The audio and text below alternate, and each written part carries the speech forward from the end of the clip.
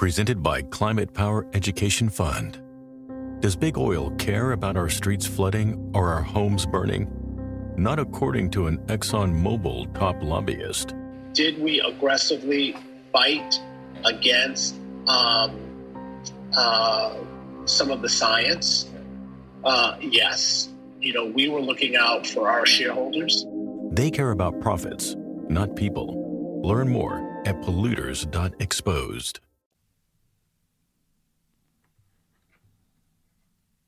You're listening to the 13 Pro-Am Rugby League show, discussing Saints, Super League, and the game as a whole.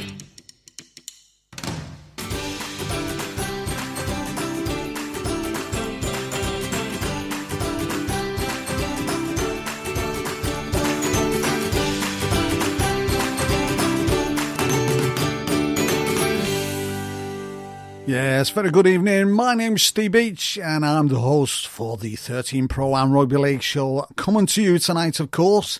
And what have we got on the show tonight? Well, it all went wrong in the south of France at the weekend, didn't it? And needless to say, I think we saw it coming. And in what seems like a Dickensian move, the RFL have turned the kids out on the street. But we'll be talking about that a little bit later on. And of course, our panel tonight, as usual, is Steve Orford, Graham Cunliffe, Dave Parkinson and Gaz Tinsley. And don't forget, if you're listening live, as Ian is, he's just joined us on the chat box. If you're listening live, just tap the app, Speech Bubble, and you can join in on your phone, join in the conversation. If you're on your computer or tablet, join via the comments section.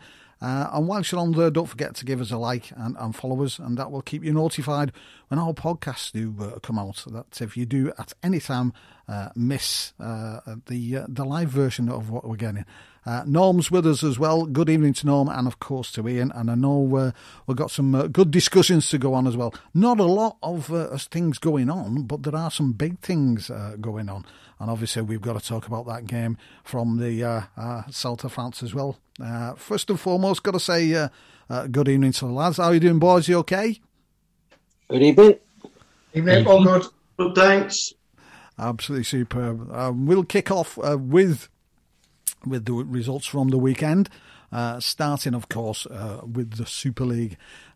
Salford Red Devils 16, Wigan Warriors 17, Warrington Wolves 38, Castleford Tigers 14, Catalan Dragons 20, St Helens 16, Wakefield Trinity 28, Old Kingston Rovers 12, Leigh Centurions 6, Huddersfield Giants 44, Leeds Rhinos 12, All FC 18. So some games in there which I think prediction-wise we got wrong. There's certainly one we got wrong, I think, because of our allegiance to a certain club. We may as well kick off with that one. And what we're going to do is first to see what Christian Wolff and Alex Walmsley had to say about the game over the weekend. You must have been frustrated with parts of that performance. Yeah, look, very frustrating. I loved our fight at the end there, and we certainly had patches of fight in the first half as well. But I just thought our 20 minutes after half time was really poor. They weren't anywhere near our standards with the ball, and we backed that up with some pretty poor defence for our standards, that's for sure. So that's where the game's won and lost, and we need to show the fight that we had in the last 15 or 20 minutes to try and get back into the game. We need to show that in that period straight after half-time when the game's realistically on the line. A lot of handling errors in the first half again, following on from last week, similar to last week. Is there something going on with the ball control? Look, I'm not sure. They're just concentration errors. We want to play a bit of footy, and I think our halves are doing a really good job there in terms of control on when we play some footy and when we don't and everything else. But when they play some footy, the rest of us have got to have a real concentration and make sure that we execute it. Otherwise, they feel like it comes on them. And certainly not our halves who are making the errors. It's blokes being a bit responsible for their catch and their carry into contact and their play of the ball and those kinds of things that needs to be better. So, Al, not the result we wanted tonight. What was your assessment of the game? Yeah, obviously we're disappointed. Quite a frustrating result in the end. I think it was just the result of his own ill-discipline. It really cost us. With and without the ball, we wasn't disciplined enough. And, we never applied enough pressure to Catalan to kind of put them in a position where we could strike and get on top of them. Any time we kind of started that cycle of putting them in bad spots, and it was just I never saw a performance, and really disappointed. But we'll learn. There's enough in this group. I know where we can bounce back strong, and we've got another tough game against Hull next week, and we set us up for a nice game in the semis of the cup. So we need to make sure we don't stop too long and we bounce back strong. There you go. That's Mike Critchley speaking to Christian Wolf, and then Jamie Allen speaking to Alex Walmsley. And first and foremost, I was surprised to see Alex Walmsley on the bench for the start of this one. Whether that was a misjudgment, I don't know. Only time will tell, as they say. Steve, your thoughts on the game? Well, I'd agree with that point you just made then about Alex Walmsley, because I don't think our pack at the moment is quite the dominant pack that it was under Justin Holbrook when Luke Thompson was around, for example. I think we rely on Walmsley to a certain extent to give us our go forward. We've got a couple of forwards there who are still, I would say, settling in. If you want to be, that's a kind euphemism, I would say. Joel Thompson is what you see is what you get with Joel Thompson. He's never been a replacement for Zeb Tayyip. He's not a similar type of player. He's a more workmanlike, a better defensive player. He's not going to get you, there's no razzle dazzle with Joel Thompson. You're not going to get any of the stuff you got with Zeb. So I think a lot of the go forward, a lot of the creativity, if you like, in the pack comes from Walmsley. So for him not to start certainly surprised me, especially because you got Matty Lees out. So you started with your two starting props in that case, because Louis McCarthy-Scarsbrook, I don't think he would be starting at prop if everybody was fit. So I think that weakened the team from the off. But listening to Christian Wolf there, he said that we were nowhere near our standards with the ball in this game. I would love to know. I'd love to ask him, what exactly are our standards with the ball this year? Because I did not see a difference in the way we played in attack in this game compared with the other games we've played. I just think we came up against a team that was good enough to take advantage of our, lack of creativity and as a consequence, beat us. I really didn't think we were that much worse with the ball. I just thought it was another example of us not playing with enough, flair and creativity to trouble a defence, making it a bit too easy for them in defence, as we have done all year, I think. The difference being the teams we've played so far have been the teams that kind of aren't as fit and don't last as long and fall over after an hour, and then we get a few points at the end and blow the game out in some cases. So I don't think there was much difference in this performance with the others. I think there were a few calls you might say were a little bit iffy that went against us. I certainly think the Benjamin Julian try when Mike McMeekin was probably arguably tackled by Theo Farge, and then he got back up and created the try. I certainly think that was worth a look for review. We know Robert Hicks has got previous with Saints for not reviewing possible tries or no tries. He just backs his own judgment, which you kind of admire, but you also know if you do that, it can certainly bite you on the behind.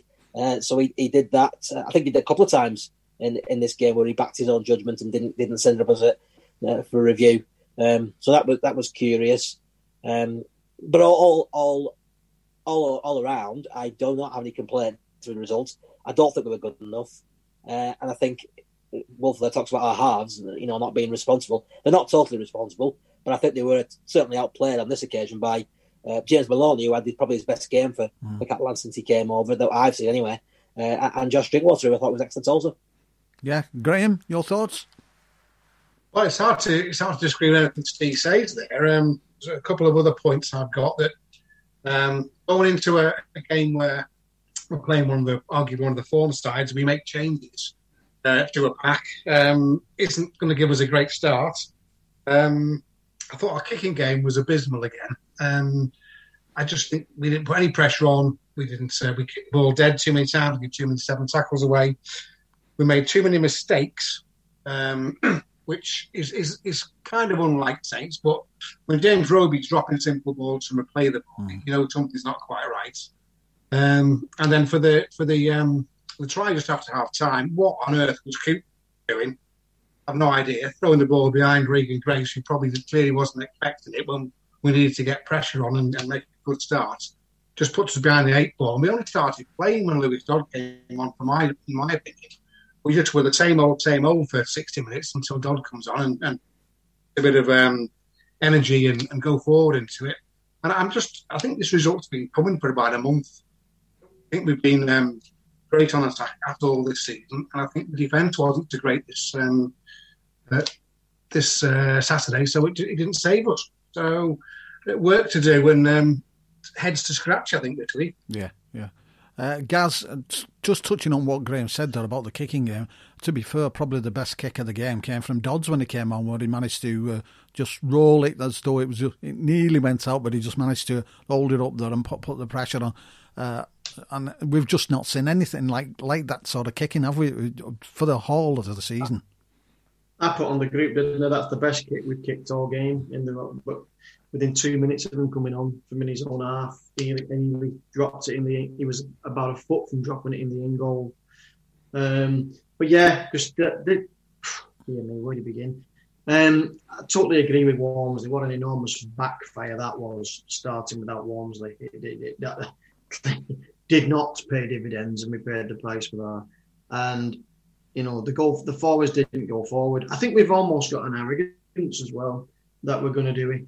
The commentary team's always on about it, but I think we did only play in the last 10 minutes, and I think in the last 10 minutes, when suddenly we had to score at least twice, if not 3 times, suddenly we started playing a bit. I think it did coincide with Dodd being on, but we was good, and we scored 2 tries. And you think, for God's sake, well, take the shackles off, let the lads play. And I think those two, Metaltier and Thompson, I don't know if they've been instructed not to pass under any circumstances, but that's the way they play. Metaltier was bad, and he was meant to be this creative former halfback. They don't pass. I think they must have been told, do not pass under any circumstances. You trunk it forward and you do not pass. And it's just ridiculous. The 2 Percival tries came because Coots came in the mix and put the ball. They were a replica of each other almost, those tries. But Coots having to come in and try and solve it. I don't think Coots anywhere. He's still not where he was last year, nowhere near. I think we're paying the price for that. The 6 and 7, Steve is right. Maloney and Drinkwater had a good game, but it's the first time this year that's how bad ours are. Because we made theirs look good. And it's a bit harsh on Johnny there. Johnny put a couple of great passes out, but Farges, he won't do it. But I was screaming out all the way through the back end of last year, and we're screaming out again already. He's got to give Dodd a try, but I just don't think he'll do it. Just do not think he'll do it. I thought I'd have to say, and this is harsh to say this, because he was possibly the greatest player of our club ever, and he's got a statue outside. But that team's like watching Kieran's team, but with better players. That's the only difference, to just better players than the ones Kieran had, but the style's exactly the same. I thought from their side, I know Matt Meakin was a bit dubious, but I thought Matt Meakin had a great game and beat us up. But really, really, just so predictable, and just not good. And we need to start playing a bit. And it was on the terraces last Monday night where I was, all around me, people saying, pass the ball. And it's good, as there's more fans going more regularly to the home matches, it's going to gain momentum if we don't start actually playing a bit. Yes, Graham. I think one of the other things that always puzzles me is we always say our discipline let us down. But surely our discipline is the one thing we can actually control in a game. We can make sure that we tackle properly. We can get off the attacking player. We can not commit fouls. We can stay onside. We can control discipline, and I can't see how discipline can be an issue every week when we don't have good discipline. We should have good discipline. Everybody should be able to have good discipline, and I think we need to perhaps go back to square one with some of that and have a look at what we're doing. It seems to be. It's not an excuse that we can keep rolling out. Yeah. Garrett? We need to get the ball to Percival, don't we? Every time Percival gets it, he scored 2. You know, and he bombed 2 as well. Give the lad the ball and a bit of space, you know what I mean? Because he looks on, you know, after all this time he's been out, he actually looks genuinely really fit right now. And, you know, give. I think we're also, you know, hopefully Makinson's back soon as well. Because I think, you know, our number 1 forward's not playing at the minute. Well, the other and I'm not going to blame Hicks. And as much as I'd love to blame Hicks, I said I'm not going to blame it. I don't think it was it. He didn't have that bad a game, apart from he made a few. The other thing we got to going to the screen. The other thing we got to realise as well, obviously, just before kick-off as well, Sam Tompkins pulled out. So God knows what would have happened if Tompkins had been on board for him. They just wanted it more, didn't they? Just managed to... And Lange. Yeah. And Lange. Yeah, that came in for him, though. Fantastic. That Artem Morg. He ran around there at times. Yeah.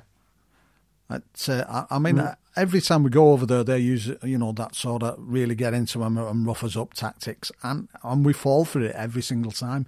And they've got to be on the metal for Friday as well, because they're going to be facing a team that's whose tails are really up, and obviously we'll discuss that a little bit later on. Ian said, seriously though, I think too many simple errors which gave them 12 points, too many drop balls, soft penalties, missed opportunities, etc. We made it hard on ourselves. We could have won that one. Possibly, with you know, if we were on about Percival, if he'd have took a couple of different decisions. But I agree, I thought Percival probably had certainly his best match that he's played this season. He was really into it. He really looked sharp and looks always getting back to his best. So there was a moment in the first half when he got pulled for a forward pass, just after Theo Fars got whacked. I think it was by Julian, and it got brought back for a penalty. But Saint scored, but it was a forward pass by Percival. But if he'd kept the ball himself, he'd have rolled over. I don't know why he passed it. It's kind of ironic that he always gets stick for not passing. Yeah. And the one time that he shouldn't pass, he does and passes it forward. Yeah, I saw that. I mean, I must admit, he showed it from a couple of different angles, and it was only when I think there was just one angle you could see where it was forward. Because I couldn't understand then, obviously, why Hicks had blown. Because I thought, well, surely I thought he'd blown for the player being taken out, rather than, you know, it being a forward pass. Yeah, it was. I thought he'd given a forward pass. I didn't see the hit until the replay. Yeah. It was strange, but there you go. That's Saints down in the south of France. It was Catalan Dragons 20, Saint-Etienne 16. So we go back. I think I was the only one that tipped for that, didn't I? I think I actually said it would be Catalans by 4. So I had to get one right eventually, because I'm a terrible tipster normally. You're the one allowed to, though, Dave. We can't tip against it. Moving on. Yeah, moving on. Do you know what? When I can learn to mute his mic, I will do, you know. Right, Salford Red Devils 16, Wigan Warriors 17. Got a little bit of a report here. This was what I think it was Matt Shaw had wrote, which I thought was interesting. It's not specifically a report on the game. It's where Wigan are at the moment. And this is interesting when comparing and contrast this between us and them at the moment. It says, if you're a Wigan Warrior fan right now, it says, with 7 wins from 7 league games, the feeling should be one of complete delight. But after the latest win, a 17-16 victory over Salford, the general feeling is one of frustration and unfulfillment. Watching the Warriors right now is like going to your local chicken shop and getting a good chicken burger, but knowing all too well it's nothing on a Zinger tower. It's like a new pair of shiny shoes that look fantastic, but dig into your heels. It's like having that big boozy blowout you needed to let off steam, but having to deal with the odd hangover the day after.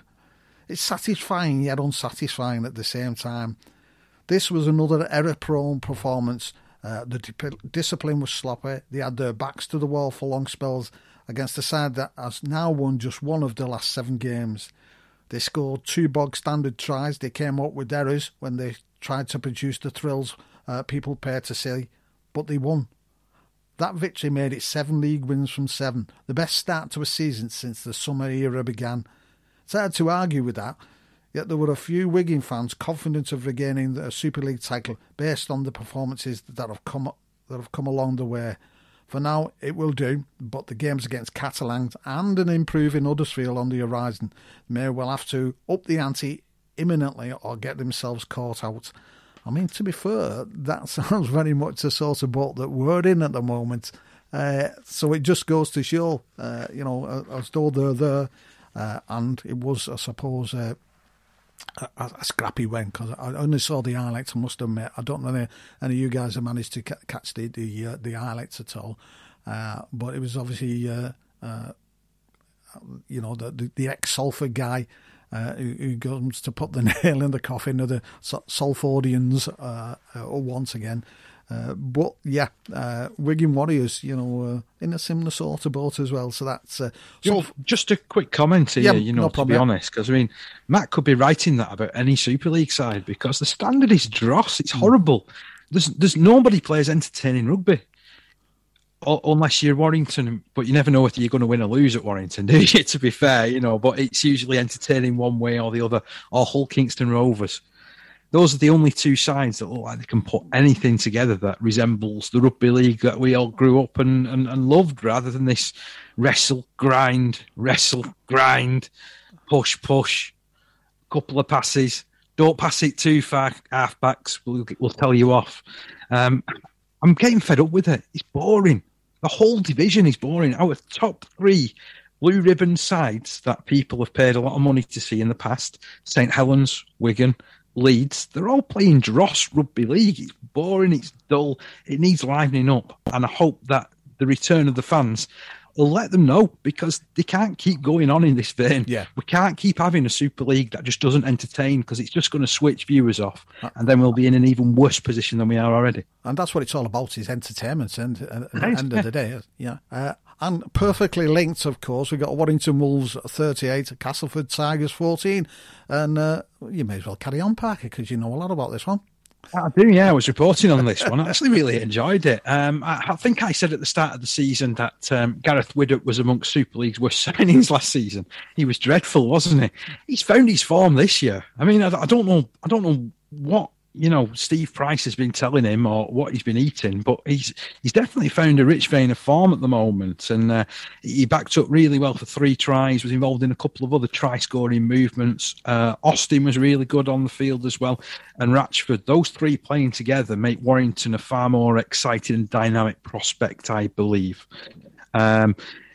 Also, Toby King scored a couple of tries as well. Castleford, they had injuries. Darryl Powell let everybody know after the match that they had injuries. We know that he's got previous for this type of things. And to be fair, there was a bit of disruption. There was Peter Matautia pulled out just before the start of the game, and that meant a bit of a reshuffle with Jesse Senilafeo going out to the centres. Obviously, he's normally a prop or a second row man, isn't he, to be fair? And one of the young lads moving off the bench onto a starting spot, and one of the reserves moving up to a bench spot. So there was a little bit of disruption. I've got to say, Gaz, you'll be pleased to hear this, Truman was excellent. In a beaten side, he was top, really, really good. For me, Danny Richardson doesn't take the defence on enough. He plays too far away from the line, and as long as he does that, he's never going to be a top Super League halfback. And I'm sure that this is what you've seen, numerous times as St Helens fans as he was coming through, and you was hoping that he would grasp it by the scruff of the neck. But he's ended up with Farge getting past him, so he can't be that good, can he? Let's be honest, when you've got Dodd waiting in the background and pushing forward. It was really only in the last sort of 15, 20 minutes when Warrington really surged away and got themselves on the front foot in this one. Other try scored by Charnley and Darryl Clark. Clark's effort was a right cheeky one, to be fair. It came after Widdop kicked a 40-20, and then they had a couple of tackles where they peppered the Castleford line. And somehow Darryl Clark was able to back his way over the line and touch down despite having about 4 players around him. I have no idea how he managed to get it. It was a cracking try, really, to be fair. Cass had a couple of tries themselves through Jordan Turner, who's playing excellently at the moment. And I'm sure we're not breaking any confidences at the moment in also revealing he signed a new 2-year deal with the Tigers. So I think that's a good bit of business for them. And I mentioned before, the aforementioned Truman also came up with a cracking try, the opening try of the game. But Castleford quite well beaten in that one, and Warrington looking pretty impressive against them. Yeah, how did McShane go? Bit of a mixed bag, really, to be honest. Started off particularly well. Yeah, he was scheming. It was his break which led to Truman going through. Unfortunately, he got a bit of a knock about 15 minutes from the end of the game. He tried to play on, got another knock, and had to come off in the final 10. So, he won't go down as probably one of his best efforts. Yeah. I don't think I gave him any Albert Goldthorpe points. I'm not sure whether he's picked up any Man of Steel points. I personally thought Truman was the best player on the field as far as Castleford were concerned, and Warrington were streets ahead with Widdop and Ratchford. So there you go. That's Warrington Wolves 38, Castleford Tigers 14. Then we're moving down to that. Sorry, yeah, go ahead, Gaz. I've only seen the highlights, but I felt a bit envious because there were some great tries. It was. From Warrington. Absolutely superb tries with Widdop instrumental in most of them. But and as Dave says, Blake Austin as well. But I'm watching the highlights and there's some I'm like, that was a good try. That was a good try. I'm thinking, God, I've not seen any of them for quite a while. There was some... Like you say, Warrington are playing, aren't they? They're winning one, they're losing one, but they're not one-up rugby. Boom, they're playing. And Widdop looks great. Yeah, he does. Yeah, it must be after a new contract in the NRL next year. Oh, how cynical you are. Oh, trying to impress Darryl, aren't they? Yeah, it could be, couldn't it? Yeah. Warrington Wolves 38, Castleford Tigers 14. Moving down to Wakefield Trinity, who took on Old Kingston Rovers, and it was Wakefield Trinity 28, Old Kingston Rovers 12. Old KR were given a reality check on Sunday afternoon as Wakefield claimed a 28-12 victory to end a long wait for a win in 2021. Rovers went into the game on the back of a thrilling victory over Castleford Tigers, but could not back it up. It's been another eventful week in the history of Old Kingston Rovers, and Tony Smith's sides were on the crest of a wave after producing a superb fight back to beat Castleford on a night when Super League was reunited with fans. It is the kind of game Rovers have typically struggled in, and they were well below par against a team that could not buy a win before Sunday. KR threatened an unlikely comeback when Adam Quinlan and Ben Crook went over in the closing stages, but Corbin Sims' red card ended any hope of stealing the points. But Sims let Trinity off the hook with a reckless shot on Max Jowett that stopped KR's comeback in its track. Key moments, Rovers faced an uphill battle in the second half but saw their chances disappear when Kenny Dowell gifted Arona a try. The rich and powerful want us to think the economy is a line on a stock market ticker. That's wrong. The economy is powered by us. It's what we create, what we buy, what we need. President Biden has proposed bold public investments in jobs and families, but more is needed. We need housing, healthcare, caregiving, action on the climate crisis, and millions of good-paying jobs. This is our moment to finally unlock prosperity for all of us. For more information, go to prosperus.org. That's prosperus.org. New hot and iced Sunrise Batch Coffee from Dunkin'. A bright and balanced, full-bodied blend brewed so you can get summering from sunrise to sunset. And even after that, because that's when you can show off those string lights you hung in the backyard. Or rehung.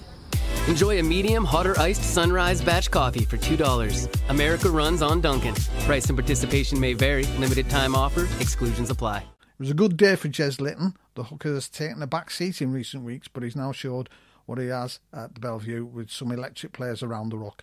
Obviously, it was a bad day for Corbin Sims, and the Australian has played on the edge all season, and he went the wrong side of it at a crucial time in the match to confirm KR's defeat. The bigger picture, Rovers face another important clash with Leigh Centurions next Sunday, and it will be an emotional day for the club as the fans return to Craven Park for the first time since March the 15th, 2020.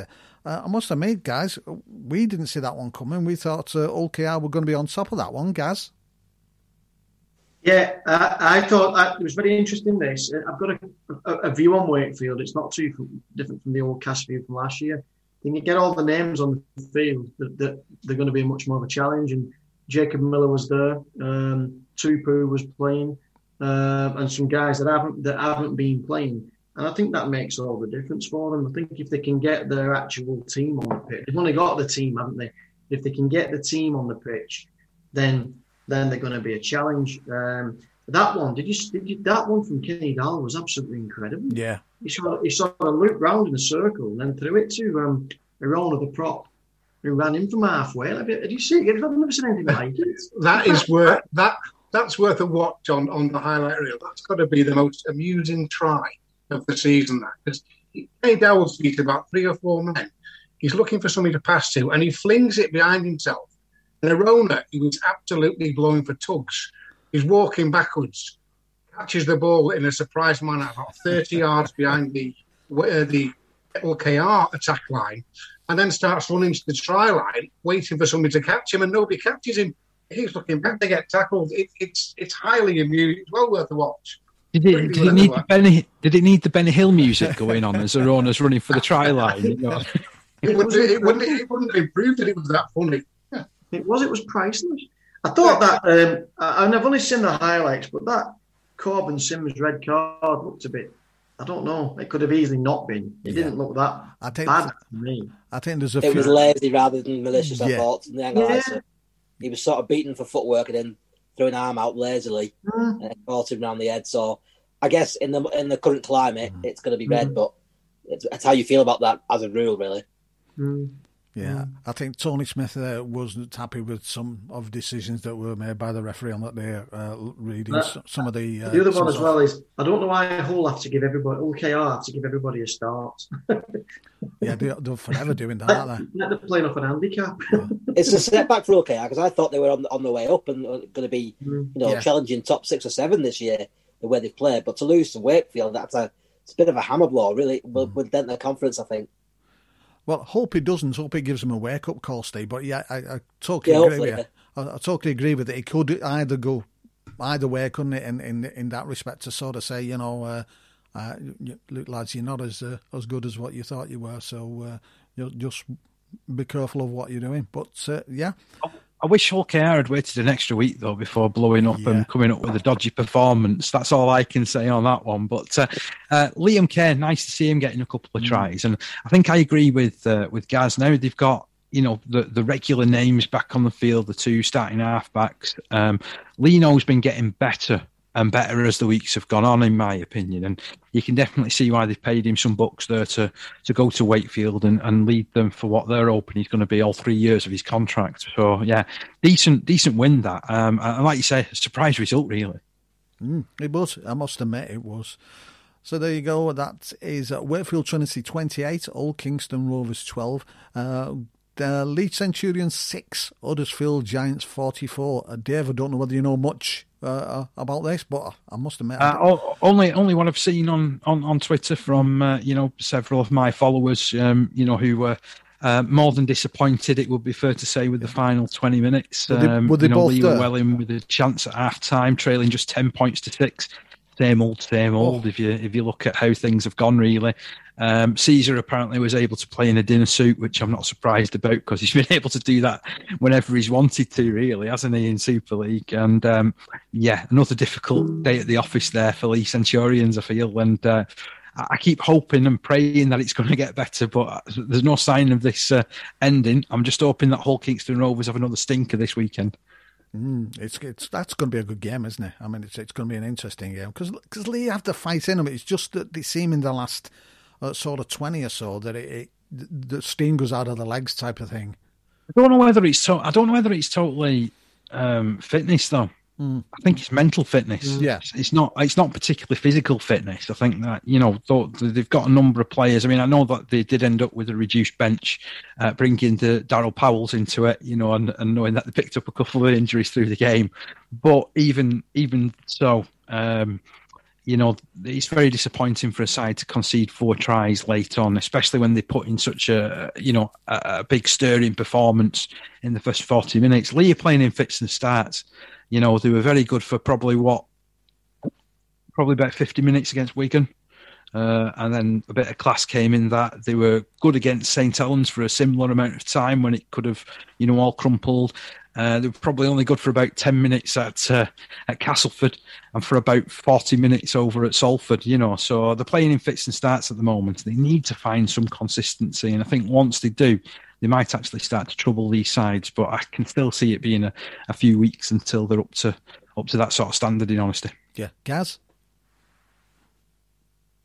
I just think that I've watched it again. This was another one when Dave mentioned Warrington and Hull KR teams to watch. I think if you were to add another one, would be Huddersfield. I think Caesar, Cogger, Gaskill combination is really starting. Gaskill's, finding his feet. I'm not so sure defensively, but he's certainly finding it going forward from fullback.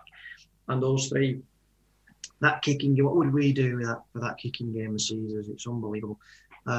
It's like 10 times better than anything we've got. And those three they're playing great. And the scoring again. There was some great tries in this game. A lot of them came late, but there were still good tries. I think Huddersfield are starting to motor. He's getting them together. I felt that, and I still feel that. I definitely think they'll be in the 4. Yeah, Parky, I don't know whether you read. Isn't there some whisper of Salford being interested in Gaskell for next season? Yeah. I'd heard that. It doesn't surprise me, to be honest, because every time anybody comes out of contract at the likes of Huddersfield, etc., Salford are linked with them, aren't they? So it'd make a decent sign. It'd be nice to see him this side of the Pennines again after spending a long spell of his career over playing in Yorkshire. And he's got a bit of utility value now, hasn't he? I know we mentioned before about you almost dread getting that tag. But again, as you get further on in your career, you're more guaranteed to get game time if you can cover more than one position. And it seems to be working for him at fullback. Although I can see him, especially as the talk is of Lola Hay going the other way, he'd slot into that 6 spot, wouldn't he, at Salford? But no, I'd take someone like Gaskell any day of the week, as a Lee fan anyway. I don't know what everybody else thinks regarding that, because you've seen him right at the start of his career when he was a bit up and down and trying to make his way. But, he's a tidy player. He is a tidy player. You can't take that away from him. I think it'd be a good move for Salford, but I'm not sure from his point of view whether that would be a good move, because I kind of agree with Gaz. I'm not totally sold on Huddersfield as Gaz is in terms of being a playoff contender, but I think they're in better shape than Salford at the moment. Yeah. They've certainly got better potential, I think, than Salford. So from his point of view, I don't know if I'd fancy leaving Huddersfield to go to Salford. Be interesting to see how that develops and certainly unfold as the weeks go on. And the final game was the one, a Sunday night game. Leeds Rhinos 12, Hull FC 18. I don't know which one of you guys or any of you guys managed to catch this at all. Steve, yourself? Yeah, I did. I saw this one, and I can't believe that Leeds didn't score in that second half. I wasn't very impressed with Hull, to be honest with you. They defended well, did what they had to, but I thought Leeds' attack, considering the amount of ball they had, the amount of territory they had, I thought it was pretty woeful that second half. They should have put some points on. You had Tom Briscoe rolling over when he was in acres of space. He could have just put the ball down. He had a complete brain explosion. He just started rolling round, didn't get the ball down, so that blew that opportunity. But there was just an absolute wave after wave of Leeds attacks in that second half. And Hull couldn't do it in the game. They were getting absolutely hammered. So they didn't show anything of what we've seen before from Hull, which is a pretty good, looks a pretty good all-round team that could challenge top 3 or 4 this year. They looked way off, and certainly in attack. When they did have the ball, they weren't all that Hull. So it encouraged me, actually, for the 2 games we've got against Hull coming up. I thought, on that evidence, we haven't got a lot to fear, even if we're not quite, where we'd like to be ourselves. But I thought any team with any kind of, as Dave was saying before about the Super League side not being very creative and incisive and all being a bit boring, any team with a bit of flair and a bit of guile would have murdered Hull on this evening, I think, because they were well off. Yeah, Graham? Yeah, I tend to agree with that. I think Leeds are awful, and they really should have won this game. They did get a lot of had a significant penalty count in their favour, and 6 again in their favour. Nice to see Adam Swift bagging a couple of tries, and I think what's become euphemistically known as the tongue and turnstile gave Hull a couple of nice tries, with anybody that gets beaten by the footwork of Josh Griffin is going to have a look at himself in the mirror, I think. But that were the highlights. Adam Swift's try. The rest of it was just dour dirge, power up the middle, trying to find a score, and they couldn't. I think they got one right near the end, Leeds. But, it was an awful game, I thought. Gaz? I've only seen unfortunately, I've only seen the highlights. Yeah, that's probably for the best. That's it wasn't quality, but I thought it was exciting. There was plenty going on. Yeah. But I thought the ball from Connor to Swift was a fantastic ball, and Connor again to Griffin. So he was involved in anything creative from Hull, and as I said, I didn't see much from Leeds. I mean, it was 6 minutes highlights. It was long highlights, and they seem to have the ball a lot. But yeah, I think I do like what's he called? I can't remember his name. Aledsky or whatever. The young prop. Yeah, Nikolai Aledsky. Looks like we lost Gaz there for a second.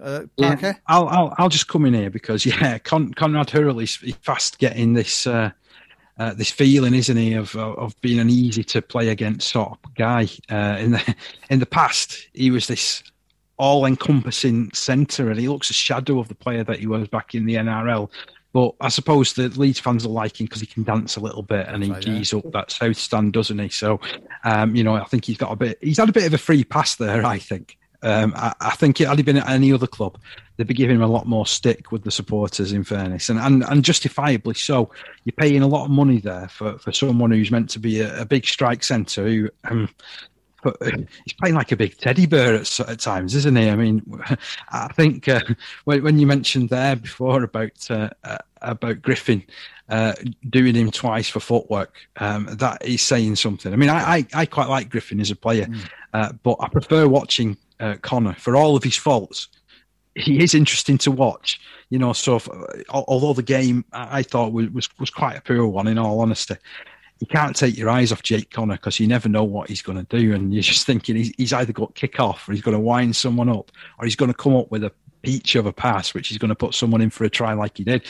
There was mixtures of all of that in his game. So I was entertained by him, if not the full game. Yeah, Hull only looks interested when he's going forward, essentially. And in fact, even I'd go further than that and say when he's got the ball, he looks like he's interested. Other than that, he's not bothered. Defensively, he got absolutely mashed by Josh Griffin in that first half. Yeah. Have you been to Express lately? People can't get enough of their clothes. They're like instant confidence boosters. The jeans come in a temp control fabric that keeps you comfortable no matter the weather. And the t-shirts, hands down, they'll feel like they're made of the softest fabric you've ever worn. And get this, the suits have stretch and look sharp. Like, what? How do they do that? Everyone's raving about the newest looks from Express. Just check out the 5-star reviews. See for yourself and shop the latest at express.com and in stores. Totally agree.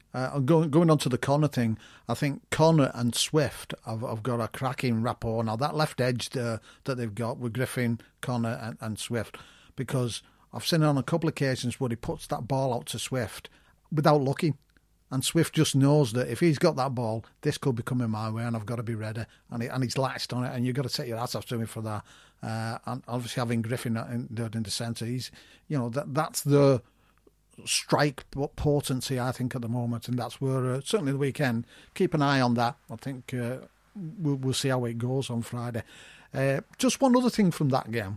Obviously, all of you, Parker's been going to the games, doing his commentating, but you three were the Saints game the other week, obviously getting back in the stadium. And I presume you all had to wear masks, is that right? Yeah. Yeah. All the way through the game, Yeah, at the Hull versus Leeds match, you found it hard to count the amount of people that actually were wearing a mask. I found that strange. And me and Parky were having a little bit of a chat on this beforehand. And I can't understand, is it run, are the rules run differently by each club? Is the RFL sort of the ones who should be, sort of setting the standard? I think that's what I've read, is that each club is setting its own sort of standards and guidelines for those things. I think I've read somewhere that Leeds are not enforcing the masks while you're sat in your seat watching the game, or if you stood watching the game. See, I find that strange. How it can differ from one club to another. I think that is a poor show at the end of the day. I think if it's we all do the same, whether it's you don't wear masks or you do wear masks, because for me, I think you should. But what I'm saying is, for continuity, it sends out the wrong signal, and then that you've got people like stewards, you've got sort of people in the crowd themselves who now will go to games where the clubs have asked to wear masks, and there will be sort of people sort of kicking off, and with the legitimacy. Sorry, guys, go on. Saints were real sticklers for it, Steve. I don't know if it's like where Graham and Steve was, but what I was, so I got told to put mine on, and I went, "Well, are you going to tell everybody else?" And she went, "Yeah, I am, yeah." So I put my mask on, and sure enough, they went all around the stand and made you put it on. So they were really real sticklers for it. But it's an interesting one because I wasn't sat within 6 feet of anybody, and I'm outside. So it is at the end of the day, if they tell me to put my mask on, I put my mask on. I don't want throwing out, but it was an interesting one because it's like, well, what are the rules here? So the other thing as well, the Leeds game as well, Leeds Hull game, the actual distance as well between people, they all just seemed as though they were back to normal to a certain degree. Well, for us as well, the first thing I noticed at the Leeds game, and seen it on TV, they were all in the same area, all bunched together. They weren't socially distanced in the way that they were at Saints on last Monday. We was in the seats. We wasn't in the West Stand, though, apparently, because the guy who sat in front of me, his lad was in the West Stand, and I said, has it been allocated an area? And he went, no, just anywhere in the West Stand. Really? And you look across, and people were just stood next to each other. So there was no... but in the seats, definitely, we were well spaced out. That's what I mean. I wasn't within 6 feet of anybody, but it wasn't the same in the West Stand. I know from a media point of view, when we've been going into the games, they've actually been marking out every third seat. So you sit in every third seat. And this is like up and down wherever you go, to be honest, as I found in rugby league land. I've even had a stand to myself at one point in one of the games that I was doing, which I was quite impressed about, to be fair. I thought, they've opened this stand for me. But there was because you were in Warrington, eh? There was a couple of cameras there as well, to be fair, and that Warrington steward, he was lovely, but no. So yeah, it has been enforced that, from a media point of view, that if you're not actually on commentary duties where, you've generally got a microphone right in front of your face. I mean, I know we're doing this and it's a podcast, but the way that I've got it set up, where I'm virtually in front and this microphone is like right in front of my mouth. That's basically how you are when you're doing a commentary as well. So, and then if you're not, and you're just doing, written, I said just doing written press, but you know what I mean from it. Then you've got to have your mask on all the time, and you do get told, even if it slips down, you've usually got an eagle-eyed steward sort of going, and especially at Lee Sports Village, you've got to get your pass on show as well. Your pass has to stay a certain way on your chest, and you've not got to let the mask go off your face at all. I mean, some would say it'd be an improvement as far as I'm concerned. I've always said I've had a face for radio. There you go. Anyway, that's the Super League results. We're going to move down into the Championship, and the Championship results for this weekend are Toulouse Olympique 66, Swinton Lions 18, Dewsbury Rams against Batley Bulldogs was postponed, London Broncos 8, Bradford Bulls 33, Newcastle Thunder 0, Halifax Panthers 32, Widnes Vikings 44, Whitehaven 6, York City Knights 34, Oldham 6, Sheffield Eagles 18, Featherstone Rovers 50. Parky, one interesting result that jumps out at me, especially after we're giving them good raps last week, was London Broncos 8, Bradford Bulls 33. I thought that was a good win for the Bulls.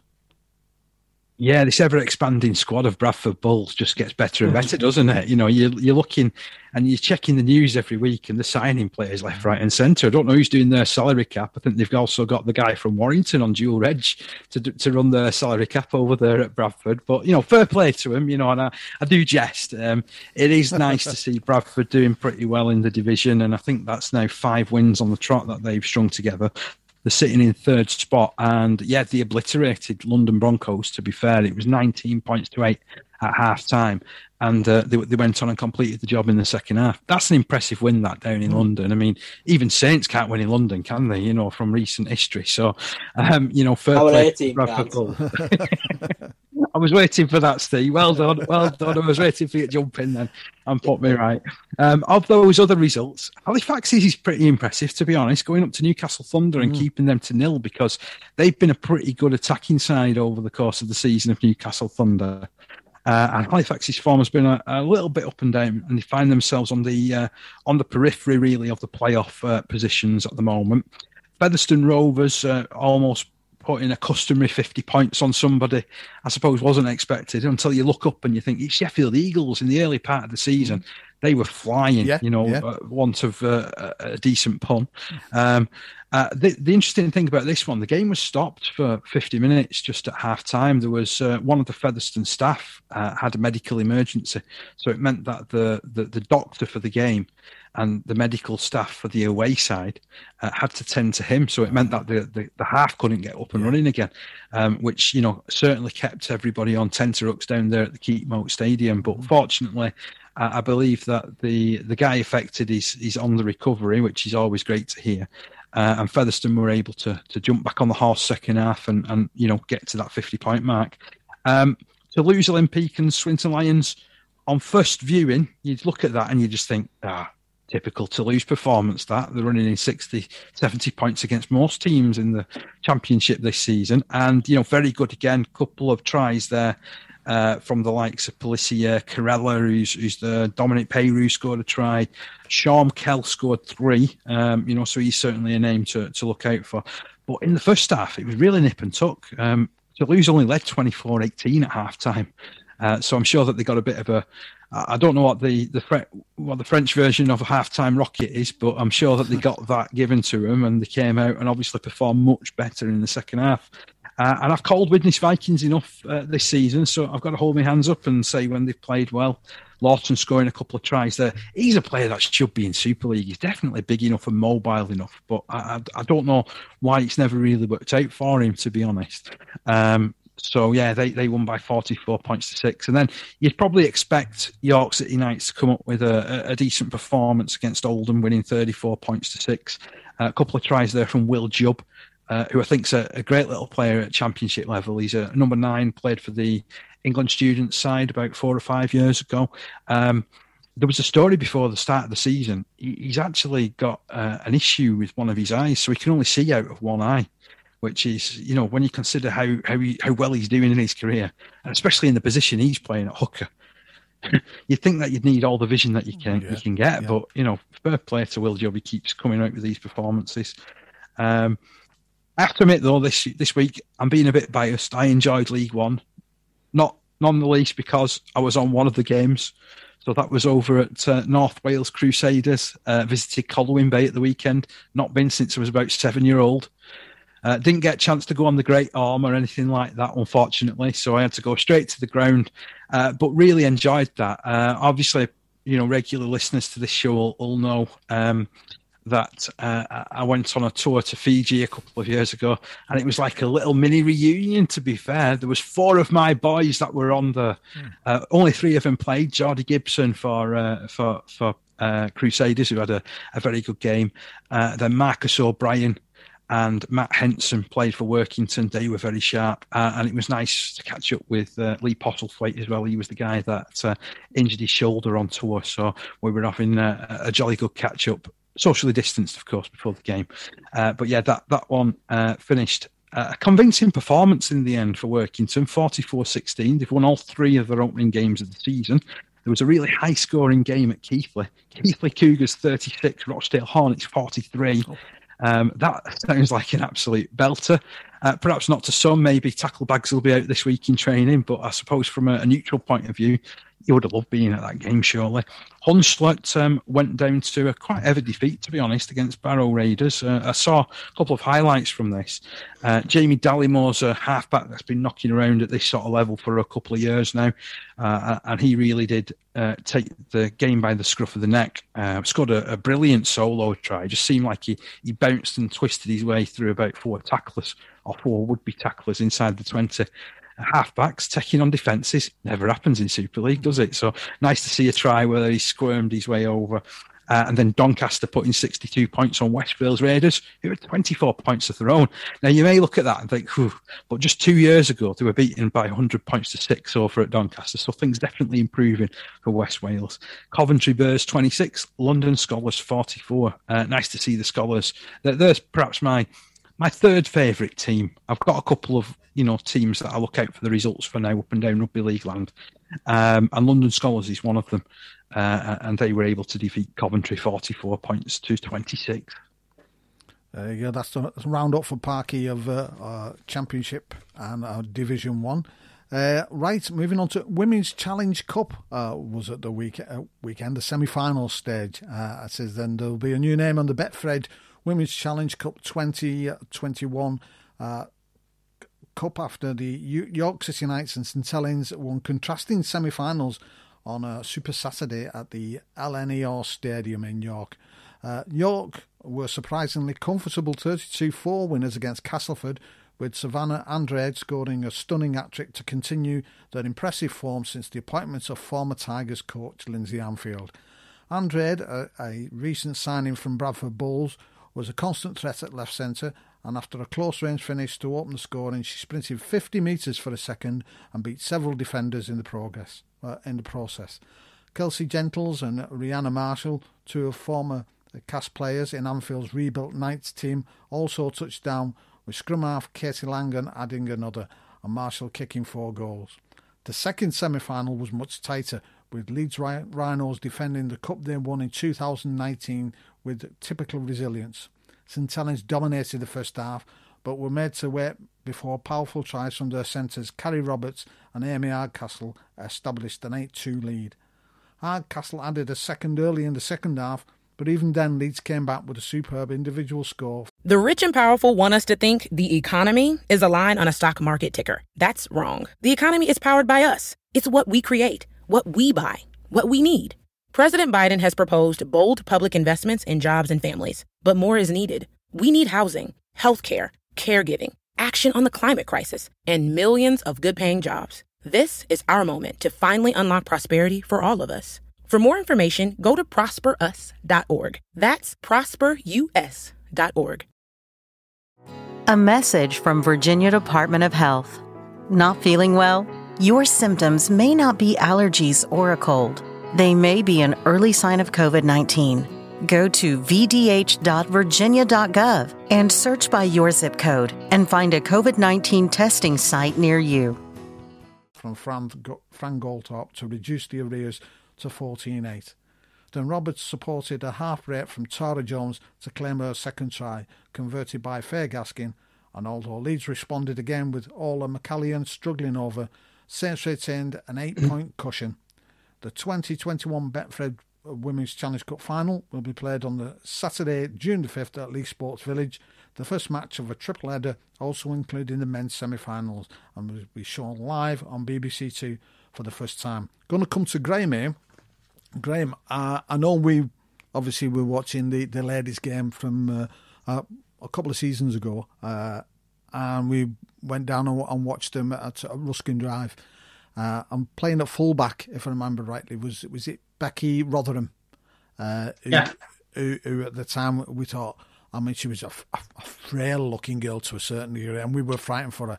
I must admit, in this game, she's shown up really well. Some of the players that they've got in now as well, the girl Woozer who they brought in, real cracking addition, and it looked like a totally different team. Although it wasn't, a lot of those names were still from when we watched them a couple of seasons ago. I think they've built a really good squad at the Saints, and I think this scoreline flattered Leeds because I thought Saints were much, much better. This could have been a 30-point drub in this if Saints had executed the chances a bit better. Two centres are absolutely superb. They're much to Gary Roberts and Amy Hardcastle. I think Amy's from the Bradford Bulls, was it? I think it was. Yeah. She signed last year, but they didn't play last year. But they have really put some power into the back line, and this could have been a 30-point win for the Saints. 2 leads, rather. They were absolutely superb. I think what they've done in moving Jodie Cunningham to 13 as well is they've given her a bigger influence in the calls of the plays, running of the plays. Cara Jones is excellent at hooker, and Faye Gaskin kind of ran the game from an attacking point of view. But to have the likes of Gary Roberts and Amy Hardcastle as your centres must be like having Scott Gibbs and Jamie Lyon there for the men's team. They're excellent, and I think I'm really looking forward to the final. I think we could have some good news at the final day. Yeah, Parker, come to you. I know you didn't manage to catch these, but going over onto York. York had a bit of a surprise team. Lindsay Anfield's done a really good job there. I know she's had quite a few. I think it's 7 in total acquisitions. Quite a few of them coming from Castleford, as I said, but. They've gelled, and the first game was really, really good. But she's done. She's a top performer in Lindsay Anfield, and she is. Yeah, she's one of the most respected coaching people around in the women's game. To be fair, she did a great job over at Castleford Tigers, and obviously the influence that she has there has no doubt led to them signing 5 of the players. And following her and saying, what, we want to play for Lindsay again. I think the really shrewd signing amongst that is Savannah Andrade, though. I had the opportunity of seeing her a couple of years ago playing for Bradford, and she did look a cut above, but unfortunately didn't get a lot of passes heading her way over at Bradford. So it just shows that now she's playing out in the centres for York City Knights. She's getting that bit more ball, obviously, and she's making it count. So maybe she could be the bolter in the England squad come the end of the season. She's playing superbly since she's gone there. And you're right, there's a lot of things that have gone right for York since the influx of players in particular. Sinead Peach is an important part of that. She doesn't perhaps get the recognition that she deserves as a young hooker. A lot of people do talk, rightly so, to be honest, about Tara Jones and the way that she plays for St Helens. And they've got 2 good 9s over at Leeds as well, who are excellent players. But for me, on a day, Sinead Peach can top the lot of them if given the opportunity and the running chances. So yeah, it's impressive from York the way that they have turned it round, and just shows that with just that little bit of investment or the right words in the right ears, you can soon put out a competitive side by perhaps attracting players that you didn't believe that you could have had before. Yeah. I must admit, Savannah Andrade, I hadn't heard of her before, but I want to watch that game, that semi-final game. Oh, she was blistering. She was, and she will be a handful in the final. And for me, she'll be one of the ones that they'll certainly have to keep an eye on in Saints. They'll have to keep an eye on in the final, and I think that's going to be a good final as well for all the spectators who are going to be there. And obviously, it being on television, it's going to be sort of one of the best adverts for the game. Well, it's nice seeing different names making the final, to be honest. This will be St Helens' first final, I think, as well, as far as the Challenge Cup is concerned. With myself, I've spoken really highly of the likes of Faye Gaskin over the last couple of years with what she brings to the side. I think your assessment there of the 2 centres coming in, Carrie Roberts and Amy Hardcastle. I had the pleasure of watching Carrie play for the Army side, again, 2 years ago. And in 5 games, she scored 12 tries. So that just gives an example of the sort of, I was going to say the artillery that you get by someone in your team from the Army, but it just adds extra firepower. But also getting Amy Hardcastle in there as well. I mean, it looked like she was set for the latter stages of her career out in the second row. So I think that's where they were trying to change her into over at Bradford. But she's got a new lease of life out there in the centres for Saints, and is another that just can't stop scoring. Yeah, I totally agree. And absolutely great game. It's going to be a great final. I must admit, said, what was it Graham put before? Not Graham, Ian put before, our Saints played well, good structure and everything, blah, blah, blah. And this was right at the top of the show. And then he said, the Saints women played really good. But they were absolutely superb. Going to be a good final that in the next few days. I think it's about 2 weeks away. So that's the 2 weeks away, yeah. Women's Challenge Cup, York City Knights against the Leeds Rhinos. Against the Saints. What I want to ask you now was, Ian posed a question before with regards to Parky going on about obviously the thingy being a bit on the dull side, the game being a bit on the dull side, certainly Super League, and he was asking, with the games being with regards to the games being a bit dull, do the panel think with no scrums the players are spread out across the pitch with quick defence, most moves are stifled before they start? Will the return of scrums bring back some of the attacking moves and maybe the excitement? Parker, come to you first on that one. I'm not convinced. I know a lot of people that I have spoken to, they want to see scrums back and they say it gives that opportunity to get attacking plays, but we're not the NRL. We've not been, I can't remember the last time I saw a try scored from a scrum over here in the UK. We tend to use set-up plays a lot rather than sweep plays at scrums. You are right, Ian, in what you're saying, though, in that it can certainly restrict the number of players that are in certain parts of the field. And I wish that teams would push the envelope a little bit more, to be honest, and get it out there. It's probably maybe a good summary that with regards to all these handover situations, because there's again, it doesn't quite look clean, does it? You know, when there's a handover or from a knock on, and then it's like, where do you want the ball to be? Should it not just be where the mistake's been made?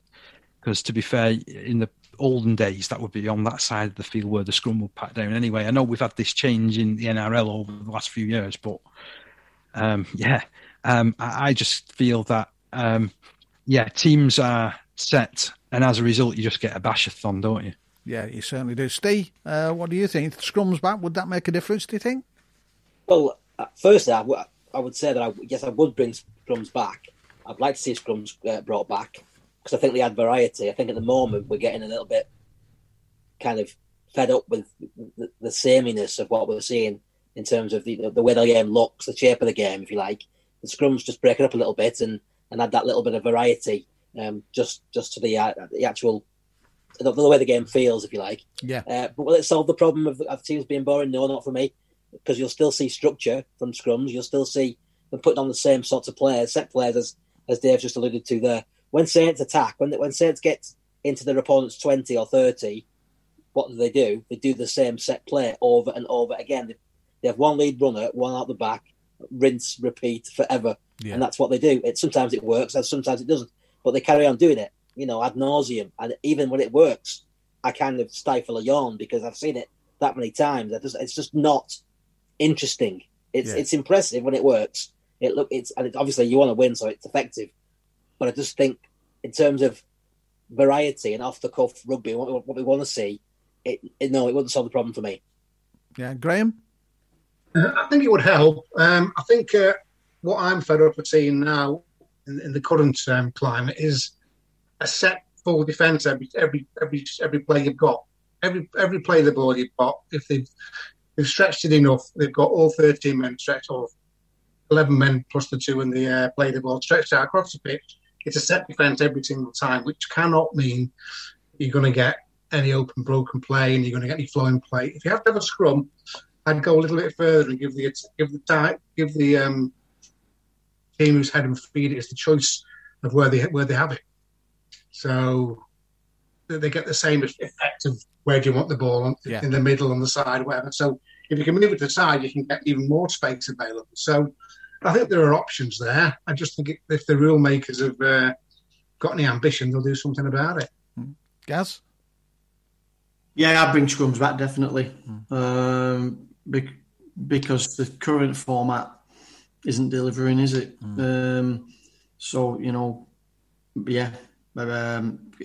I think Steve said, bring a bit of variety, bring a bit of something different than the humdrum that we're watching at the minute. Yeah. So I'd be a big pioneer of bringing the scrums back soon as, and let's hope it makes a difference. Yeah, so there you go, Ian. That's the panel's opinion on whether scrums bring things back. Norm de Plume has joined us, as I said, and this is just going back to the women's game, the semi-finals. He said, really enjoyed the women's semi-final. Great to see a Saints win, but not the most important thing. The best balanced, joined-up Saints side I've seen take the field for a while. The combinations within the side were a joy to watch. The right centre-wing combo of Rachel Woozer and Carrie Roberts and Jodie Cunningham with her second row, Faye Gaskin with her left edge. Individual mentions to Chantel Crowell and Rebecca Rotherham at fullback, who were great to watch. They play with plenty of current day structure, but they play football. Currently, if I was offered tickets to watch Saints first team or the women's side, an easy choice. The women's team all day long. So just shows you entertainment always wins out. They're from Norman de Plume. Right, the tip is for the semi, make sure you get there early. Yeah, very much. So you can watch one Saints team play well. Is there no link between the way the women's team play and the way the men's team play in terms of the philosophy? Is it not, coached right throughout the club to play a certain style? I don't think it is. Parker, you could probably tell us a bit more on this one, but I don't think it is. I've got to be honest that having spoke to Deck Hardman over the last couple of years, I think that he's got his own philosophies and the way that he wants his team to develop, and I think because the women's game is developing, you're going to see more skill, and you're going to see different ways of teams opening up the defence. So you've not just got, like you said, the block play with someone at the back ad nauseum. Yeah, there is an element of that, and there are sort of segments of the game where you're looking and you're thinking, that looks like it's a proper influence, but yet there seems to be enough room within the structure to be able to tell the players, look what's in front of you, play what you see.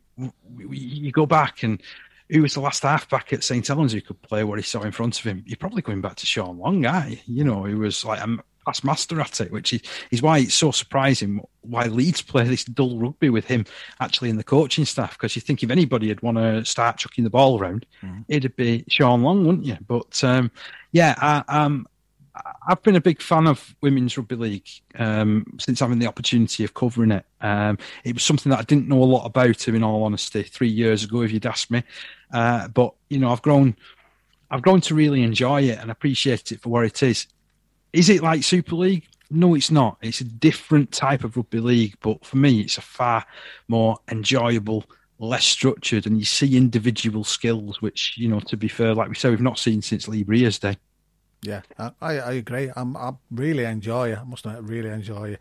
Right, we're moving on to, obviously, like I mentioned on my opening introductions, the Dickensian sort of way that the RFL have cast the youngsters aside because 8 clubs from the Betfred Super League and 2 from the Betfred Championship have been awarded Elite Academy licences for 2022 to 2027. And having demonstrated that they can achieve the elite standards required by the process, the RFL and Super League Europe had considered 15 applications, and key decisions that were agreed by the clubs before the process began were for the licence terms to be extended to 6 years because of the long-term nature of players' development and for the importance of the community game to be factored into deliberations. That led to an agreement that a maximum of 12 licences should be awarded, up to 9 in a core affinity areas, up to 2 in emerging affinity areas, and up to 1 in France. The rationale for this was to ensure that academies are operated sensitively and proportionate to the continuing good health of the community game, that the number of players selected for academies is proportionate to the number of players within the community game at the relevant age, and that players selected have a genuine opportunity of progressing into the Super League and national teams. And thirdly, that the talent pool is extended beyond the traditional heartland of the sport. Obviously, various panel put together of dignitaries, etc., to come up with that. But I mean, a lot of the Yorkshire sides, and I know Castleford, Ulkey are two of the ones that spring to mind straight away, are up in arms about this. It's a strange one because I know I'm going to come to Parky first and foremost about this, because I'm sure this will drift over into our other show, or the community show as well, because it's going to, for me, they're going to have to come, be involved a lot more, I would have thought, in this case. Don't know what your thoughts are on that. Yeah, I'd agree, to be honest with you there, Steve. I mean, first and foremost, I'm looking at it. I mean, my gas is flabbered, to be honest, at the way that, these sides have had their academy structures cast aside. I mean, Castleford have been producing players, of good quality for a good number of years. You look at Hull Kingston Rovers, who decided to go it alone a couple of years ago, having originally been in a joint venture, if you like, at academy level with Hull. So that's like a big slap in the chops for them, isn't it? Despite all the investment that they've made, and having John Bastian in there, who's perhaps one of the best, operators as far as youth rugby is concerned, and being able to sign players, and Bradford Bulls as well.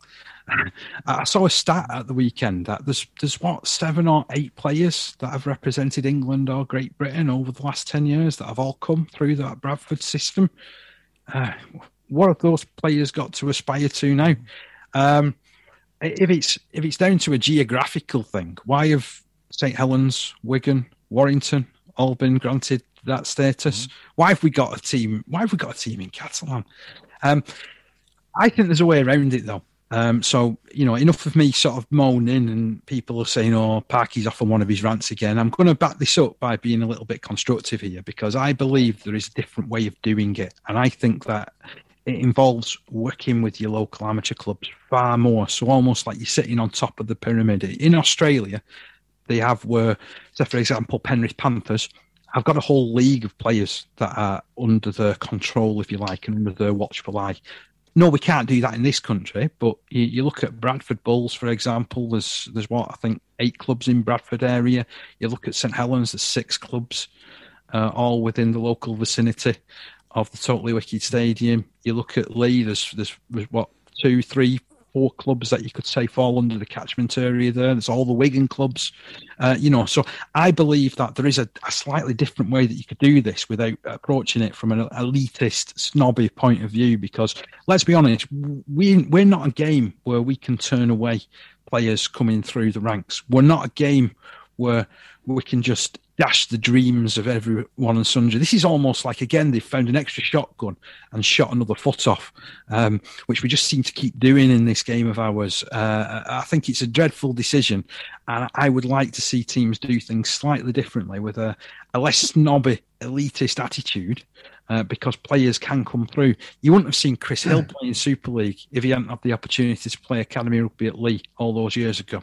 So there's an example of, one player from an area that, is less than heralded, to be honest with you. But yeah, I would like to see community clubs really brought into the fold. I would like the community clubs to go to the professional clubs and say, look, this is what we need. Because ultimately, I think you get more bang from your buck from a community club and the development work that goes on there, rather than having professional clubs hoover up all the talent. I suppose what this does allow, in a way, is that there'll be more quality players that'll be playing community rugby league. Hopefully they don't have the dreams and thoughts shattered by this decision. And a lot of those kids are looked after now, because it comes down to almost like a mental health point of view. Yeah. You've got to look after these kids who've been told that they're the best thing since sliced bread since they were 15 years old, and all of a sudden they've not got an academy to play in next year. So it's a slap in the face for them. So you've got to persuade those kids, those parents who's invested in the development, that there is. And Parky's not saying anything. We'll come back to him in a cut second. him off. In his prime. Gaz. Right in his prime. Gaz, I know you wanted to I don't know what you wanted to mention specifically on this, but I know you were on about St Helens Academy had a good win against London Broncos Academy, didn't they, over the weekend, which is great to see the academy sides getting back and actually playing at least as well. I'll mention that first, but then I'll mention something on what Dave was saying for my own clarification, really. Yeah, I wanted to the highlights, saw the score, saw the highlights, and we look good. And it's interesting, this thing about and I guess Saints are probably trying to cascade how the first team plays down through the rankings. They probably are. But it didn't look like that from what I saw in the highlights of the game. There was some the fullback. I don't know the names, unfortunately. The fullback was good. Number 2 on the winger was absolutely outstanding. That's encouraging. But on this other one, I just wanted to mention. I would, as you know, I love to do my research, and I was looking at this earlier. Is it the case that these other clubs, Cass, Lee, etc., haven't met the criteria, or is it just that they're saying there's only going to be 10? Because when I was reading about it earlier, it seemed to say they didn't really want to put they weren't originally saying they were going to sort of cap it yet. So my question is, have these other clubs met the criteria and just been told you can't do it, you can't join? Or have they not met the criteria? And if they've not met the criteria, I think that's a bit of a different ballgame. I'm presuming they have, and they've only allowed so many. I don't know. Please, Parky, I don't know whether you know anything regards that at all. I don't, but I would assume there has been a criteria which was set down, and there was a licensing application. So I would have also assumed that teams could have got some assistance with that as well had they so wished and asked for it.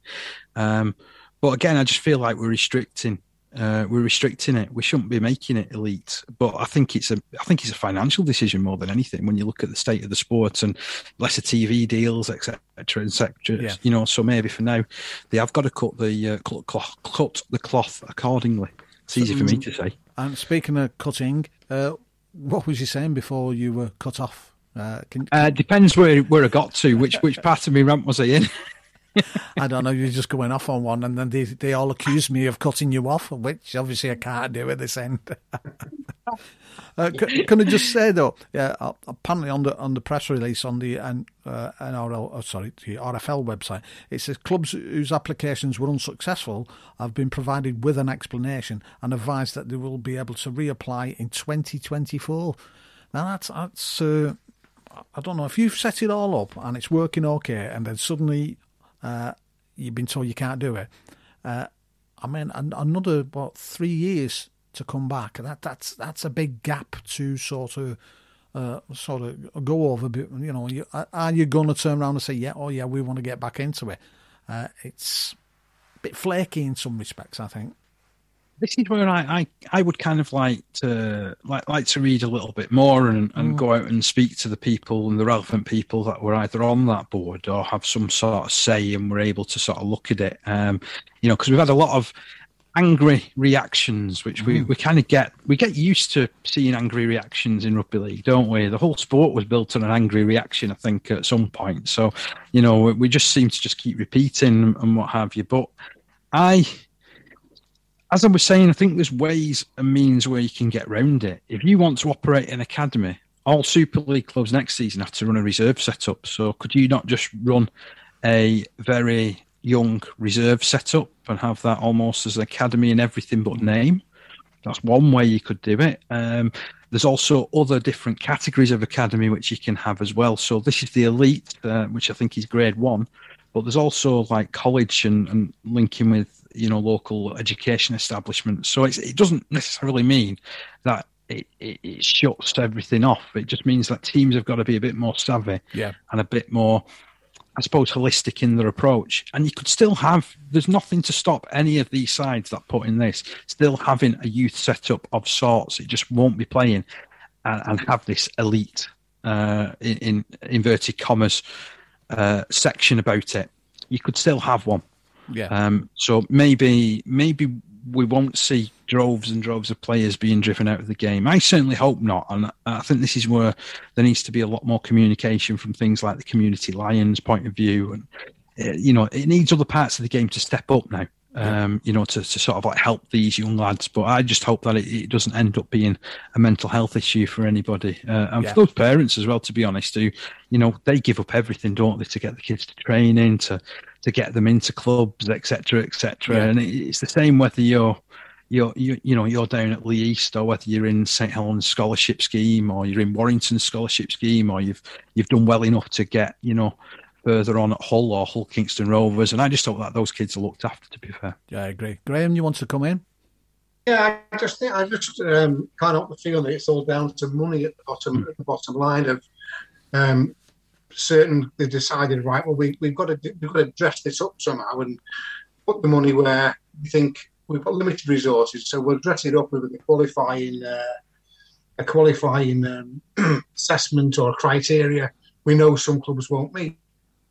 So that's what it smacks of to me. I think every club should have a junior academy section and reserves.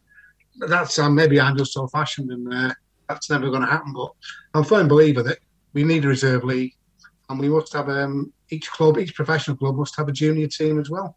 The rich and powerful want us to think the economy is a line on a stock market ticker. That's wrong. The economy is powered by us. It's what we create, what we buy, what we need.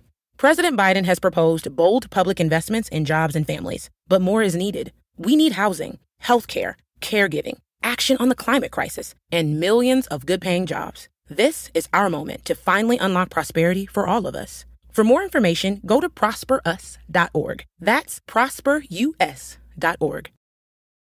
In business, it's never just another day. Every day is the day. It could bring your biggest order yet or a new cyber threat. Whatever the day holds, with Comcast Business, you'll be prepared. With a network that can deliver gig speeds to most businesses, Comcast Business Security Edge to help protect your connected devices, and a dedicated team available 24/7. Every day in business is a big day. We'll keep you ready for what's next. Comcast Business, powering possibilities. Actually achieve that financially is down to the clubs and to be told how to do it. I just got this, just smacks of the. If clubs are complaining, they do not know why they've been stopped or why they've been refused an elite status. There's something not quite right, because if they don't know, they should know. It doesn't make a lot of sense. It smacked of dressing something up to hide the fact that they haven't got enough money to do it, and that's just what it smacks of to me. So I know more about it. I better say no more. The panel apparently was chaired by Commodore Dean Andrews, OBE. The RFL representation was led by Dave Rotherham, who is the Chief On-Field Officer. Also including Mark Lovering, Director of Participation and Development, Samantha Allen, Head of Professional Game Delivery, and Paul Medley, National Player Progression Manager.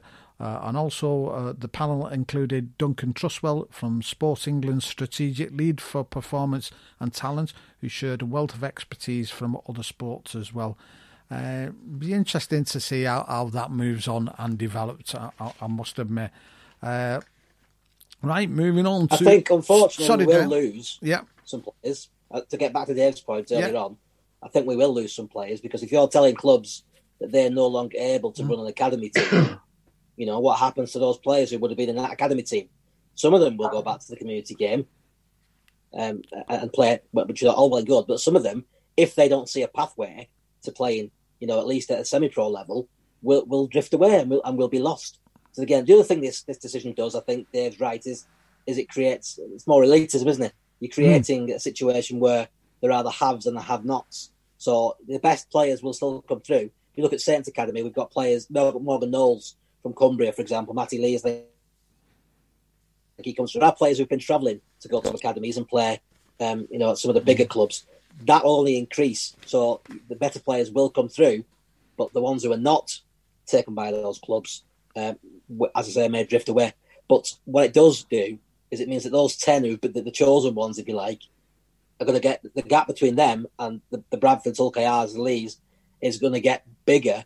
And for me, those clubs, to tell them they shouldn't run an academy team or they're not elite enough to run an academy team, it's a nonsense, because they have to run one to survive effectively. They can't go around splashing loads of money on bringing players in. They have to be allowed some mechanism to produce their own players. and the academy is how they do that. So I don't know who's going to fill those first teams in 5-10 years' time. Yeah, I'm just wondering. It's going to be the players passed off by the elite academies.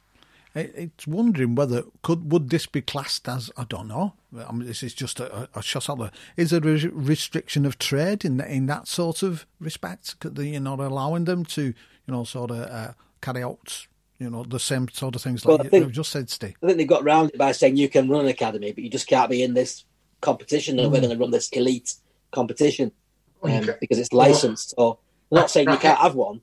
They're just saying you can't play with the big boys, sort of thing. Graham? Bracket, we're not giving you any money to do it. Yeah. That sounds familiar, doesn't it? That sounds exactly like... yeah. Well, it's how they run Super League, isn't it? Exactly, yeah. Right, moving on. Something that certainly myself, Graham, Parker and Steve have been privy to over the last few weeks, and something that's been raised in this week's League Express, as was Wakefield Trinity's coach Chris Chester expects Super League to follow the NRL's new directive on contact with the head, but says the sport in this country must focus on aligning its own rules before worrying about Australian constant changes. Just reading further into it, Chester agrees that the duty of care is important, and he sort of, if it does come in, he totally understands it, and the sort of looking after the players is the important thing. Now, guys, we've seen this in the NRL over the last couple of weeks, and we've seen the backlash with regards to past players, etc. But would it be as problematic over here, having seen how it's worked or how it is working in the NRL at the moment? Steve, I'll come to you first on this one. Well, I think the NRL, as we've discussed on our sister show, has had some problems with this because players are used to tackling a certain way, and the way that they do it, with the wrestle involved and the techniques they use, there is inevitably at times a certain amount of contact with the head. So what you're seeing is a spate of sin bins, which can, as we all know, can affect the outcome of games at times, because when you're a man down or two men down, as we've seen in a lot of cases in games in the last couple of weeks, it can change the game significantly. So at the moment, while it's being bedded in, it's causing a fair amount of chaos. Yeah. And I think it would do the same here. If we brought it in for a while, it would. But I think the ultimate goal is a good one, because I don't think we can carry on just letting players, hit each other in the head and just say, oh, well, it's a tough game, and anything else, any other argument to that is, oh, the game's gone soft. So, what you're talking about, we should be allowed to do that. And I don't think we should. But I do think when we bring it in, there has to be some sort of patience with it while we see the players adapt to it and adjust, because we will, I think, see, as we have in the NRL, a period where there's referees sending people to the sin bin left, right and centre, and some games might be influenced unduly by that fact, which will not please fans, I don't think. But I think the long-term goal is the right one. Yeah, Graham, your thoughts? Yeah, I agree 100%. In watching the NRL this year, I think these directives to referees were brought in at the start of the season, and everybody got a fair look at what was supposed to be done, but it didn't actually happen. I think it's taken a number of rounds for the head honchos at the NRL to say, right, we're going to do this properly now, and you're going to do it on the Magic weekend, you're going to start doing it.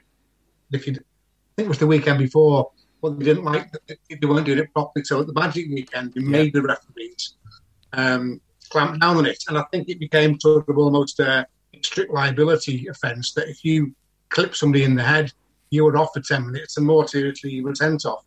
And it unbalanced a few games, but I think, as Steve says, in the long term, it's got to be right. Players will have to adapt. The coach will have to adapt the tactics and the tackling.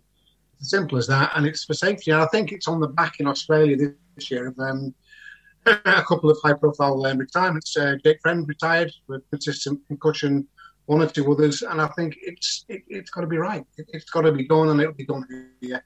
How quickly we'll do it here and whether we do it consistently is entirely another matter. But I think it'll be done.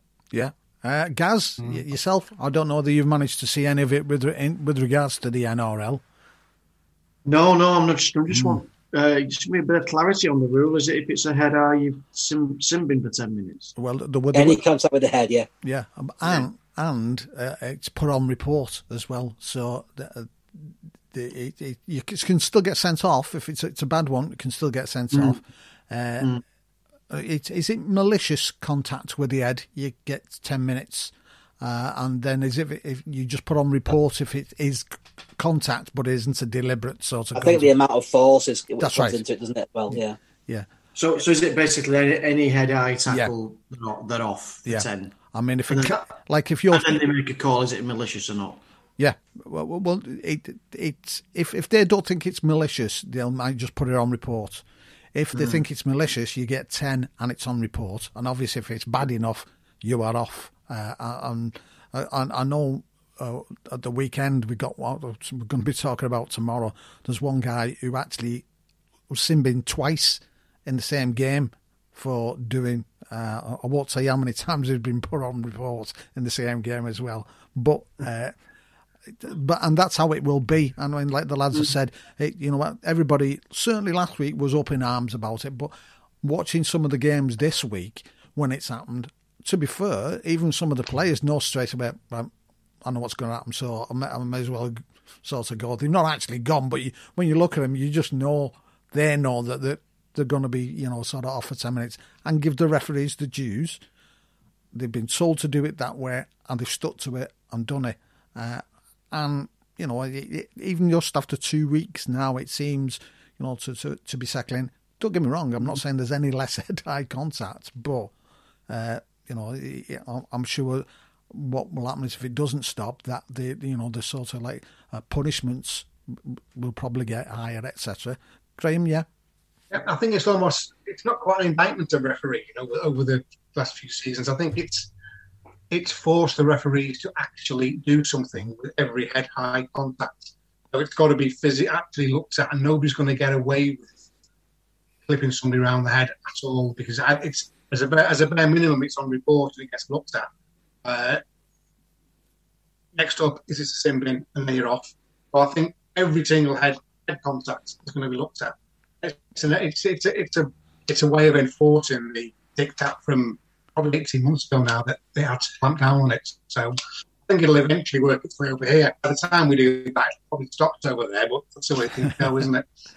But I think one of the controversial things that have happened over there, and it's going to be the same if it comes over here, is like the players who were slipping or going down, and suddenly, you know, it's a head contact, and you sort of go, oh, hang on, he was going down. I mean, the thing is, he still's got hit in the head. So even then, they're getting 10 minutes if they, you know, it's looked like there's the intent stir. And also, somebody said, put on reports. Parker, it's, I don't know whether you've seen much of the NRL this week, but I mean, I must admit, it's still, you know, they're still clamping down and you know, being as strict as they were the week before. They've not eased off at all. Well, I mean, my thoughts on this are that we need to future-proof our sport. It's a hard enough game anyway, isn't it? Let's be honest, you know, because, I mean, I always tell the tale. The only reason I'm involved in rugby league in the way that I am is because I was totally useless as a player and stopped at 13 because I wasn't tough enough for the sport. I couldn't pass properly and I couldn't run, you know, but I wanted to stay involved. So, you know, I'm glad that I did. But we are. And we should be about future-proofing our sport, so that I think that the prevalence of head injuries now, it's a lot more. There's a lot more attention to it now, isn't there? I mean, how many games have you seen watching in the ways that we have done over the last few weeks? The amount of players that go off now for head injury assessments. So it is an issue, and we can't have it keep happening. And it's all right, players of old saying, you know, this, you know, it's not like it was in my day. I'm sorry, but their day was yesterday. We've got to look after our present and our future, and I think that this does it. And I think that the sooner that it comes in over here, the better, in fairness. Do you not argue as well that the game was slower than you know, these guys in the old day? But probably half the pace that it is now. Yeah. And these impacts are massive. You know, look at Regan at the end of the match the other day. I guess he probably won't play this week. So yeah, I think this is it's the right thing to do, isn't it? And like you say, people will just acclimatise to those new rules. Everything's got a bit of a learning curve, and this sounds like it's pretty steep learning curve. If after a fortnight they're already settling in, so for a bit of short-term pain, it's the right thing to do, isn't it? I don't see anybody could put an argument up to that, really. I agree. I must admit, it's interesting to watch from an NRL point of view, and obviously we'll be talking about that more in depth tomorrow on the NRL show, because there's some instances which have really crept up, and some other sort of issues regarding it as well, which again will filter down into the game here. So there you go. That's our topics for this week. A bit of a quiet week, as I said earlier on, in some respects, but some big points there certainly from the elite academies, and the possible directive of the head knocks coming over. Head knocks Simbins coming over soon. So we'll move into the predictions for this coming week, and we'll kick off with Salford Red Devils against Warrington Wolves. Parker, we'll come to you first. I like what I saw of Warrington, to be fair, so I'm going Warrington by 18. Steve? Yeah, I tend to agree. I mean, I didn't see Salford against Wigan, but the result certainly surprised me that they pushed Wigan, so close to just a 1-point win for Wigan. So that surprised me a bit, but I do think Warrington are a different kettle of fish in terms of attacking than Wigan are currently, and I think they'll cause Salford more problems that way. So I think, Warrington by 12. Gaz? I agree. I think Warrington will play the game right. I think probably Wigan's easier to defend against, like we are. But Warrington's off-the-cuff stuff will be too much for them. Warrington by 20. And Graham? I see Warrington win, but no, I think Salford again, they're getting better gradually. I'm only going for Warrington to win by 10. I'm going to take Warrington by 6. I think Salford, again, back at home. I think they'll be buoyed by the slight defeats by Wigan and the fact that they put such a performance on. So I'm going to take Warrington just by 6. So moving on, next one is Castleford Tigers against Leeds Rhinos. Now, this is an interesting one at the moment. I'll tell you what, we'll come to you first, Graham. Yeah, I think Castleford Tigers or Darryl Powell will want to respond from the defeat at Warrington. I wasn't desperately impressed with Leeds on last night, and they'll have a tough game and an extra 24 hours, I think, is it, to for recovery, or a shorter period of recovery. Cass by 10 for me. Cass by 10. Gaz, come to you. I think, a bit like Wakefield, I think Leeds are starting to get some players back. I saw Gale and Myler. Hanley's back, and there's quite a few. So I think Cass picking up a few injuries, which is always an issue for Cass, because there's nothing behind the first team. But I'm gonna go Cass, but only by 4. Steve? Yeah, I think I agree with that. I think Gaz is right. They're struggling a bit, and I think McShane's doubtful this week, so that could be a key loss for them. Yeah. But I just don't think Leeds have got the attack to kind of do any damage, even with the big players back. It surely gets Hull for me that they've just got not enough